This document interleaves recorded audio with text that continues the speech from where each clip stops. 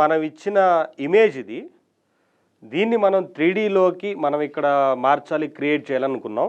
ఇక్కడున్న అసెట్స్ అన్నీ కూడా దగ్గరగా ఉండాలి, ఆ అసెట్సే కావాలి అని అనుకున్నప్పుడు మనం ఇస్తే సెర్చ్ చేసి మనకి ఇచ్చిన ఇవన్నీ ఈ 3D మోడల్స్ ఇందులో నుంచి మనకు కావాల్సింది మొత్తం సెలెక్ట్ చేసుకొని కంపైల్ చేసుకోవచ్చు.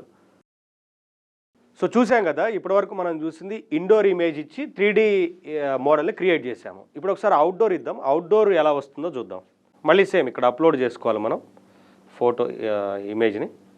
నేను ఇప్పుడు అవుట్డోర్ ఫారెస్ట్ ఫోటో ఇది, ఈ ఇమేజ్ని అప్లోడ్ చేస్తున్నాను. సో అవుట్డోర్లో అంటే ఇక్కడ ఉన్న చెట్లు ఇవన్నీ రకరకాలుగా ఉన్నాయి. మరి ఇందులో నుంచి అది సెర్చ్ చేసి మనకి కొన్ని సజెస్ట్ చేస్తే వాటిని మనం సెలెక్ట్ చేసుకోవాలి. చూడండి, మనం ఇచ్చిన ఇమేజ్ ఇది, అది సజెస్ట్ చేసిన 3D మోడల్స్ ఇవన్నీ.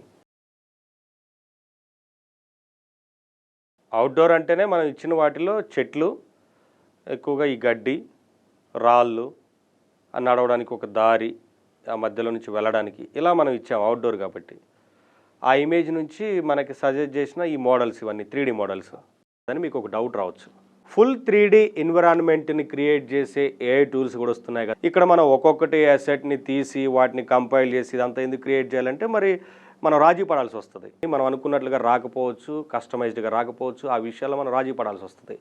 అలా కాకుండా ఇక్కడ మనం మాన్యువల్గా చేసుకుంటే మనం అనుకున్నట్లు వస్తుంది. పైగా ఇక్కడ కూడా మనం AI పవర్ని యూజ్ చేస్తున్నాం. అంతా ఏంటంటే కంప్యూటర్ విజన్ ద్వారా పనిచేస్తుంది. AI పవర్ని వదలట్లేదు. ఇక్కడ మనం సెర్చ్ ఇంజిన్గా ఉపయోగిస్తున్నాం. సెర్చ్ చేసిన తర్వాత ఆ 3D మోడల్స్ని తీసుకొచ్చి మనకు కావాల్సినట్లుగా కంపైల్ చేసుకుంటున్నాం. సో బాగుంటుంది, ఎవరైనా యూజ్ చేయొచ్చు. Try it.